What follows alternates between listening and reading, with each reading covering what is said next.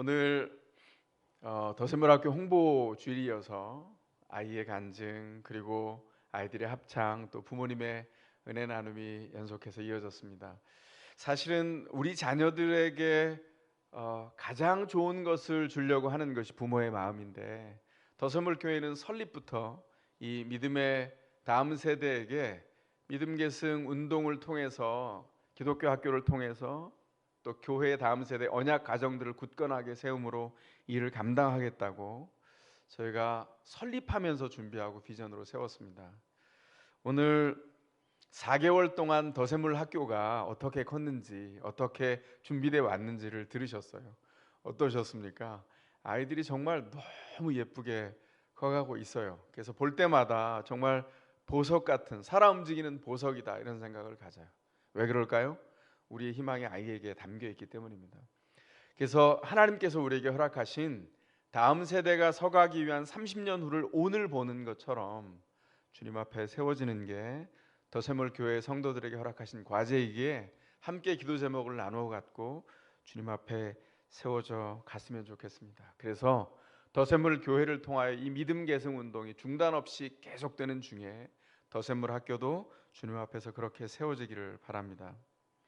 오늘 말씀을 통해서 함께 주님께서 우리에게 허락하신 것들을 살펴보기를 원합니다. 성경을 묵상하면서 하나님이 사랑하시는 왕이 누구냐 이렇게 묻는다면 주저없이 다윗 왕입니다. 그렇게 대답을 할 겁니다.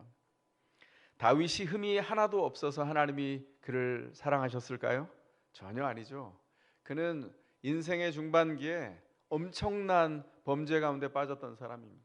그는 흉악한 죄인이었습니다. 그러나 그가 그 죄에서 돌이켜서 하나님의 품으로 나아갔고 회복 후에는 늘 하나님께서 지시하는 길이 무엇인지를 온 마음을 기울여서 주님 앞에 관심 기울이고 주님과 동행하려고 애쓴 사람이기에 하나님이 사랑하신 왕이 누구냐 그렇게 묻는다면 주저하지 않고 다윗 왕이라고 우리가 얘기하는 것입니다. 하나님은 다윗이 하나님 앞에 드린 온 마음의 응답을 주셨어요. 그게 뭘까요? 다윗 언약을 다윗을 통해서 세워주셨습니다. 다윗 언약은 지난주에 말씀드린 것처럼 아브라함 언약이 확실하게 진행될 것이고 열매를 맺을 것이다 확증하는 재확인입니다. 그런데 그 안에 구체적으로 다윗에게 허락하신 약속이 있었어요. 뭘까요? 다윗 왕위를 견고하게 할 뿐만 아니라 그의 후손을 통해서 오는 모든 자녀들과 그 왕권을 분명하게 세울 뿐만 아니라 그 왕권이 영원할 것을 약속해 주셨습니다. 그런데 여기엔 전제가 있어요. 뭘까요? 다윗처럼 온 마음을 주님 앞에 드리는 자녀를 통해서 믿음을 계승하는 것입니다. 오늘 우리가 열왕기를 묵상하면서 열왕기 1장 초반을 한번 보려고 합니다. 열왕기에 보면 다윗은 어떤 상태입니까? 다윗은 늙었습니다. 그리고 이제 왕위를 자녀에게 계승할 때가 되었습니다. 다윗에게 왕위 계승의 문제는 믿음 계승의 문제였습니다. 그런데 열왕기 시작이 어떻게 됐다고요? 열왕기 시작이 어디서부터 시작하냐면 늙은 다윗의 아주 지극히 사적인 공간 그의 침실에서부터 시작합니다. 참 의미심장하죠? 영성을 온도를 재는 가장 중요한 공간이 어디냐면 사적인 공간이에요. 그가 아무도 보지 않는 가장 은밀한 공간에서 어떤 사람인가? 그가 그 사람입니다. 열왕기상 1장은 가장 사적인 공간 다윗의 은밀한 침실에서부터 그가 누구인지를 읽어가려고 합니다. 다윗은 늙었습니다. 그리고 병약해졌어요. 그래서 체온이 유지가 안 될 만큼 건강이 어려운 상태에 있습니다. 그런데 갑자기 난데없이 등장한 사람이 있어요. 이스라엘 전국에서 아리따운 젊은 처녀 중에 뽑았다라고 하는 수냄 여인 아비삭이 등장합니다. 아비삭은 다윗의 체온 유지를 위해서 시중 들게 한 여자였어요. 이 기사가 열왕기상 1장에 시작되는데 이걸 보면서 우리는 자연스럽게 묻게 됩니다. 도대체 그렇다면 그 믿음으로 하나님 앞에 온 마음을 드렸다는 다윗의 명성은 도대체 어디 갔나? 다윗의 명성은 도대체 무엇인가? 그 이제는 늙어서 정신이 흐려졌나? 그런데 열왕기가 말하려고 하는 것이 바로 이 자리에 있다는 것이죠. 다윗의 명성은 젊음에서 온 게 아닙니다. 다윗의 명성은 그가 가졌던 왕으로서의 권력에서 온 게 아니에요. 왕국에 쌓아졌던 부에, 돈에 의해서 그 명성이 만들어진 것이 아닙니다. 다윗의 명성은 하나님께 온 마음을 드렸던 믿음을 통해서 온 것입니다. 열왕기 기자가 오히려 그래서 1장 시작에 그 늙은 다윗에게 체온을 유지하기 위해서 의료적인 장치로 붙여준 그 아비삭을 통해서 다윗의 상태가 어떠했는지를 우리에게 알려주려고 합니다.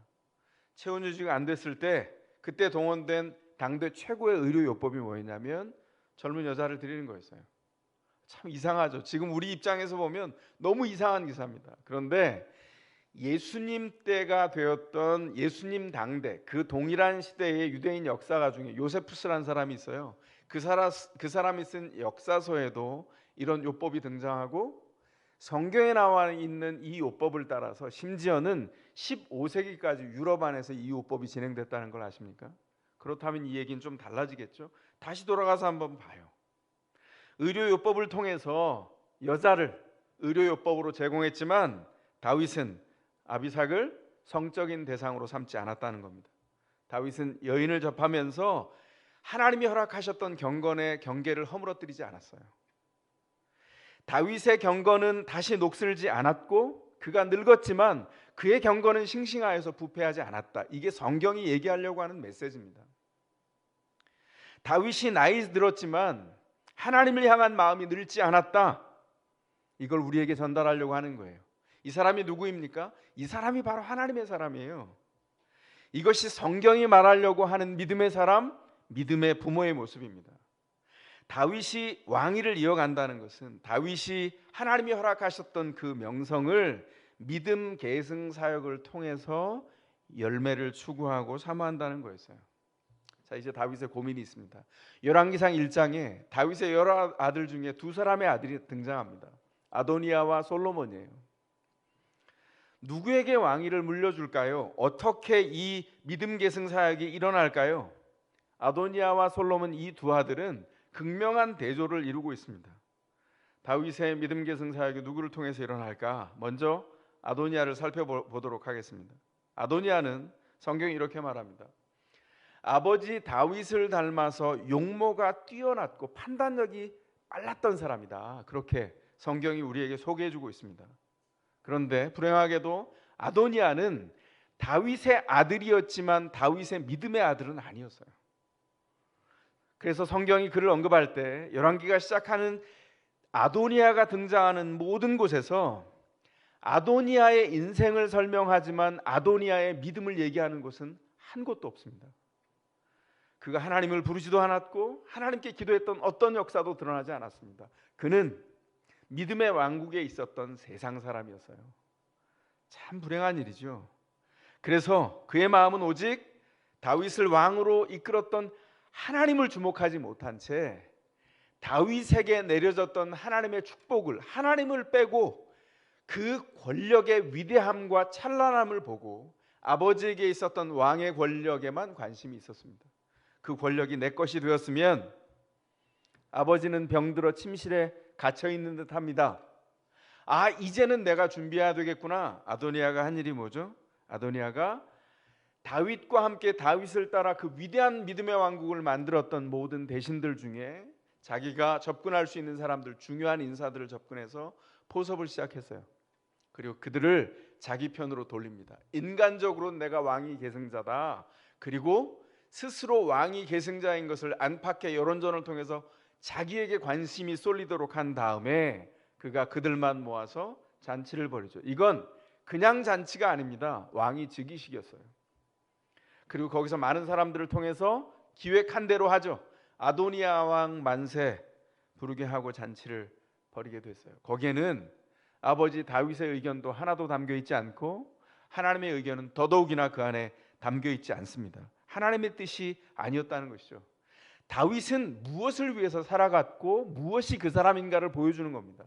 다윗이 믿는 것은 다윗의 삶의 초점은 하나님이 아니에요. 아도니아의 삶의 초점은 하나님이 아닙니다. 아도니아의 삶의 초점은 오직 하나, 자기 판단뿐이었어요. 자기 판단을 통해서 자기가 필요한 것을 얻는 것, 그게 아도니아의 전체의 관심이었습니다. 아도니아가 하나님의 이름을 들먹거린 적이 있어요. 열왕기에 보면 제가 하나님의 이름을 불렀다고 하지 않고 들먹거렸다고 했습니다. 무슨 말입니까? 부정적이란 말이죠. 그가 하나님의 이름을 빌려서 썼어요. 들먹거렸습니다. 언제 그랬습니까? 잔치를 하고 있는데 나중에 순서상으로 보면 다윗을 통해서 솔로몬이 왕위에 오른 다음에 솔로몬 왕 만세를 부르고 공식적인 왕에 솔로몬이 등극했다는 소식을 듣고 잔치자리에 앉아있던 모든 대신들이 혼비백산해서 다 도망갑니다. 그리고 판단이 빠른 이 아도니아가 일어나서 얼른 달려가서 성막에 있었던 번제단 뿔을 잡죠. 그때 관행으로 뿔을 잡으면 어떤 잘못을 해도 하나님의 은총을 통해서 살아날 수 있었어요. 그래서 그가 살아납니다. 아도니아가 살아나서 그 남은 생애 동안 한 일이 무엇인 줄 아세요? 아버지 다윗의 의로요법으로 드려졌던 그 아리따운이라고 하는 관영화가 붙어있는, 수식어가 붙어있는 그 여자 아비삭을 자기 아내로 달라고 요청한 거예요. 놀랍지 않습니까? 아버지는 율법으로 주어졌지만 그의 경계를 허물지 않고 그가 하나님 앞에 있음을 분명히 증명했는데 그 아들은 그에게도 주어지지 않은 여인을 굳이 자신의 처첩으로 받기를 요망하면서 요청해요. 이 판단력을 어떻게 해야 합니까? 그는 아버지 다윗처럼 온 마음을 통해서 하나님 앞에 드린 것이 아니라 그 마음을 온갖 욕망을 쫓아 살다가 아버지 다윗에게 슬픔을 안겨드린 비참한 아들이었습니다. 이제 솔로몬을 볼 차례입니다. 열왕기 1장의 솔로몬의 면모는 아버지 다윗의 믿음 계승 사역을 통해서 주요하게 소개되고 있어요. 하나님이 다윗 왕을 통해서 아들 솔로몬의 왕위 즉위식을 지시하는 장면이 오늘 우리가 보려고 하는 이 본문 안에 나와 있습니다. 아도니아가 스스로 왕을 칭해서 잔치를 한다는 소리를 듣고 다윗이 지시를 내립니다. 근데 놀라운 건 뭔지 아세요? 다윗이 지시를 내리는 그 모든 왕위 즉위식의 절차를 따라서 사람들이 그걸 행하고 온 왕국이 솔로몬을 왕으로 모시게 되는데 그 판단을 지시할 때 그의 음성은 늙지 않은 생생한 젊은 경건의 가장 깊은 지점에서 그 지혜와 통찰을 이야기하는 사람으로 등장해요. 그의 몸은 늙었으나 그의 경건이 전혀 낡지 않았다는 것을 성경이 표현해주고 있습니다. 신하들이 나아가서 다윗 왕이 지시한 대로 그대로 합니다. 다윗이 탔던 노새 솔로몬을 태워서 그를 끌고 기온샘으로 가죠. 거기서 제사장이 머리에 기름을 부어서 왕으로 등극시키고 뿔나팔을 불면서 행진을 시작합니다. 그랬더니 백성들이 자발적으로 나와서 어떤 이는 춤을 추고 어떤 이는 피리를 불면서 환호성을 질러요. 행진이 더해갈수록 사람들이 늘어나고 그거는 기획한 것이 아니라 자발적인 잔치를 통해서 왕위가 계승됐고 하나님이 그 은총을 베푸셨다는 것을 분명히 하게 했어요. 그 일을 다 치른 다음에 신하들이 다윗에게 돌아왔습니다. 그리고 그 신하들이 다윗에게 했던 말이 의미심장합니다. 뭐라 그럽니까? 47절에 이렇게 말합니다. 왕의 하나님께서 솔로몬의 이름을 왕의 이름보다 더 좋게 하시며 그의 자리를 왕의 자리보다 더 높게 하시기를 바랍니다. 이게 무슨 말입니까? 다윗 왕보다 솔로몬의 이름이 더 명성이 있고 다윗의 왕위보다 솔로몬의 왕위가 더 높아지기를 바랍니다. 어떤 왕이 이걸 좋아할까요? 세상의 권력자들은 그 권력을 아들과도 형제와도 나누어 갖지 않습니다. 그 역사가 증명하는 세상의 이치예요. 그런데 신하들이 감히 다윗 왕 앞에서 이렇게 얘기하는 이유가 뭘까요? 그들은 다윗 왕과 함께 있으면서 다윗이 평소에 어떤 소망을 가지고 있었고 그의 평생의 소원이 무엇인지를 알고 있었어요. 평생의 소원이 뭐였죠? 그 아들에게, 그 자녀에게 믿음이 계승되는 겁니다. 그 자녀가 다윗이 가졌던 하나님을 통해서 얻었던 그 명성, 하나님을 통해서 누렸던 모든 것이 어떤 게 핵심인지 그 핵심이 자녀에게 그대로 전달되기를 원하였던 거죠. 그래서 신하들이 한 이 언급에 다윗의 소원이 담겨 있습니다. 정말 그런데 복된 것은 다윗이 그 혜택을 누렸어요. 소원이 이루어졌습니다. 48절에 이렇게 말합니다. 이 눈으로 아들이 왕위에 앉은 것을 보게 하시니 주님을 찬양합니다. 믿음의 계승이 이루어진 거예요. 이 믿음 계승의 증거는 열왕기상에서 단 한 번 나오는 솔로몬의 목소리 한 줄에 담겨 있는데요, 그 한 줄이 참 기가 막힙니다. 52절에 이렇게 말하죠. 제단 뿔을 잡고 있는 아도니아에 대한 보고를 받으면서 솔로몬이 한 말입니다. 뭐라고 말했다고요? 그가 충성된 사람이면 머리카락 하나도 떨어지지 않을 테지만 그에게서 악이 발견되면 죽을 것이다. 하나님의 말씀을 통한 원칙을 이야기하는데 다윗에게 보였던 당당함과 여유있음과 분명함이, 그 올곧음이 솔로몬에게 그대로 고스란히 계승되어 있다는 것을 발견하게 합니다.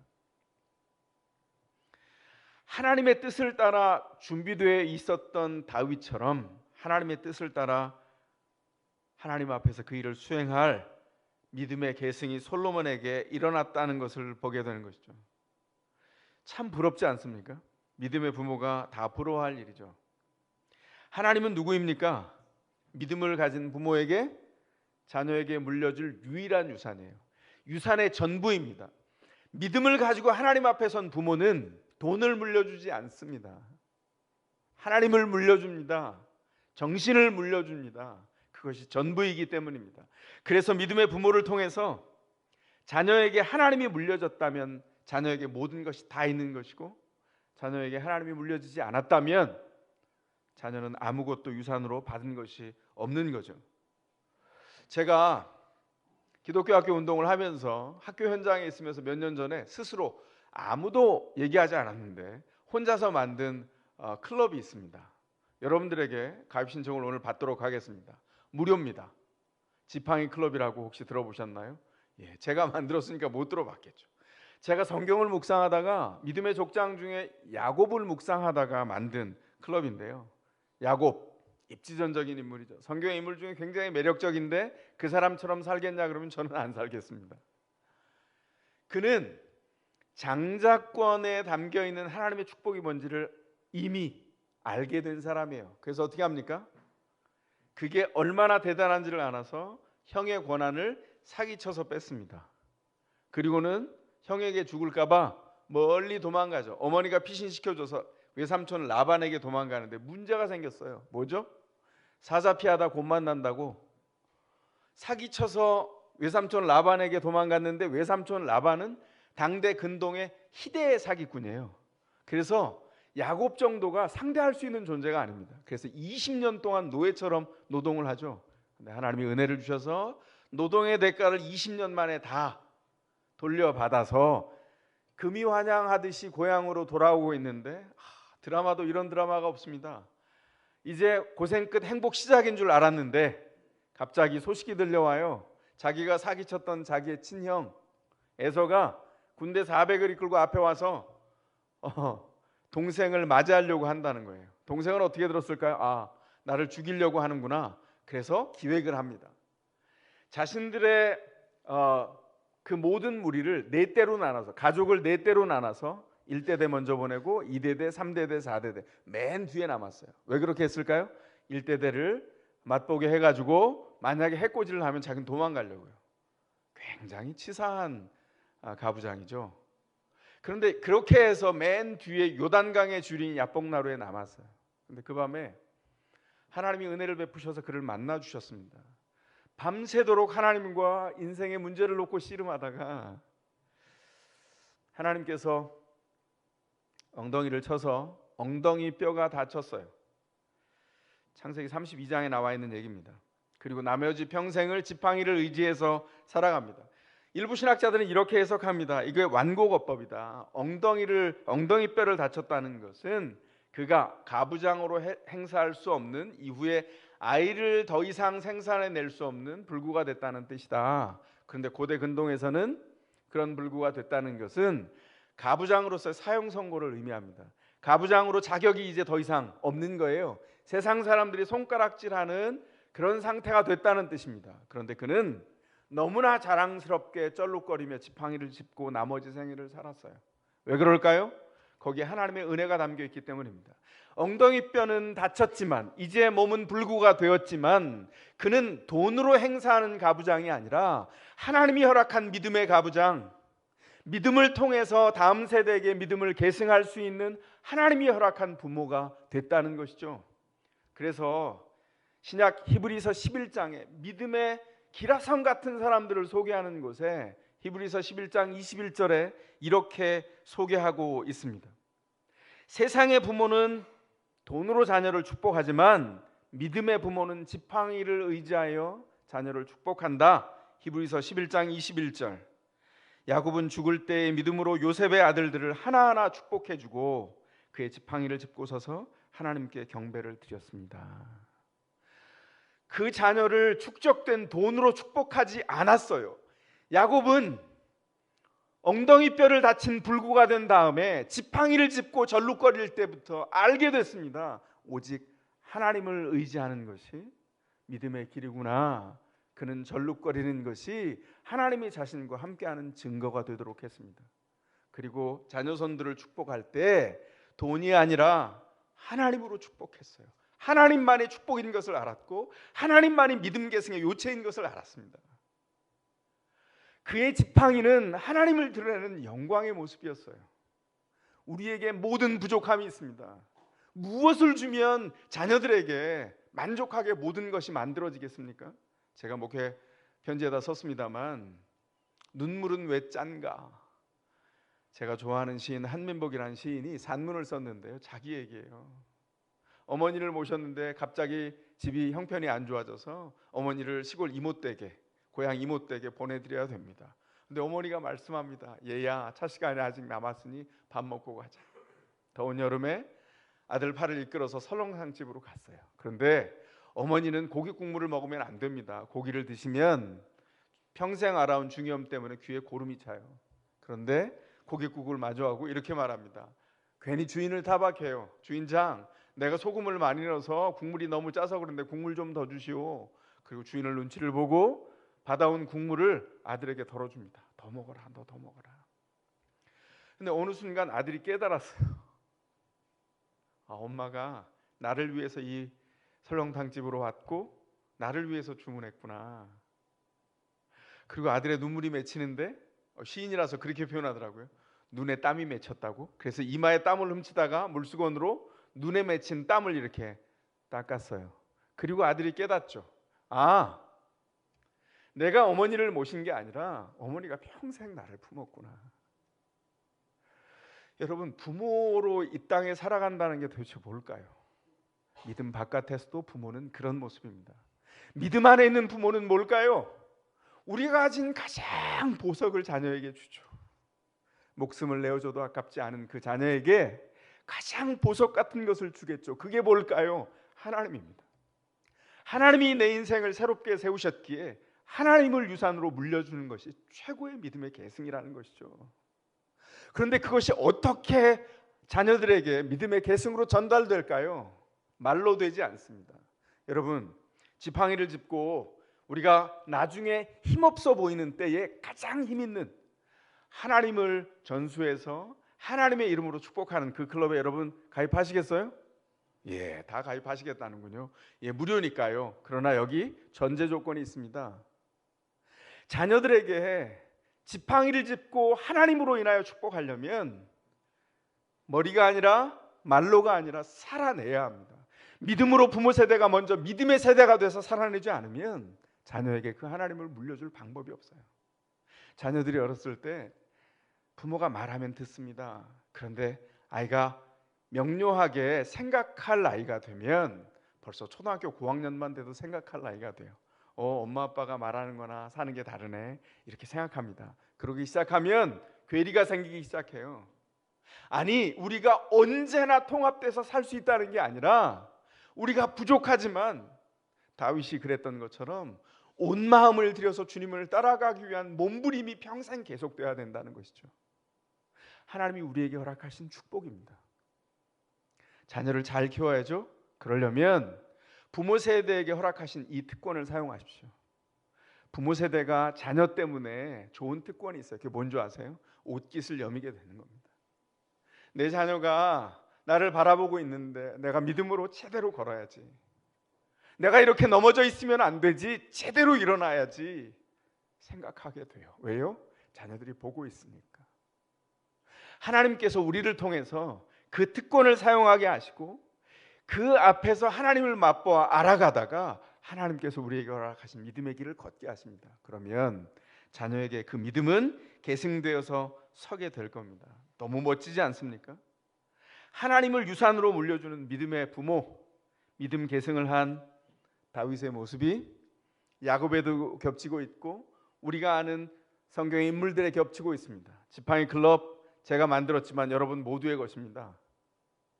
우리가 가장 힘없을 때 모든 힘을 가지고 계시니까 하나님을 온전히 증거하는 사람으로 주님 앞에 서갔으면 좋겠습니다. 더샘물학교가 믿음 계승의 터전으로 주님 앞에 세워지기를 바라고 언약의 가정들이 주님 앞에서 그 터전으로 공교하게 세워져 가기를 소원합니다. 다윗은 오늘 열왕기 1장에 늙었습니다. 그러나 그의 믿음은 노쇠하지 않았어요. 그는 평생을 기다려서 믿음을 계승했습니다. 믿음 계승을 내 눈으로 보게 하시니 하나님을 찬양합니다. 이렇게 외쳤던 다윗의 고백이 우리의 고백이 되었으면 좋겠습니다. 인생을 통해서 경주하며 도대체 무엇을 남길까요? 하나님입니다. 하나님을 우리의 인생에 담았다가 우리의 인생을 통과한 하나님을 다음 세대에게 전달해 줍시다. 주님께서 그 일을 가장 기뻐하십니다. 우리 다음 세대가 이 연약해진 때에 믿음을 가지고 100만인을 섬기는 사람으로 주 앞에 우뚝 설 수 있도록 그 다윗의 고백이 믿음 계승사에게 함께하는 우리 더샘물 가족 모두의 것이 되기를 주의 이름으로 축원합니다.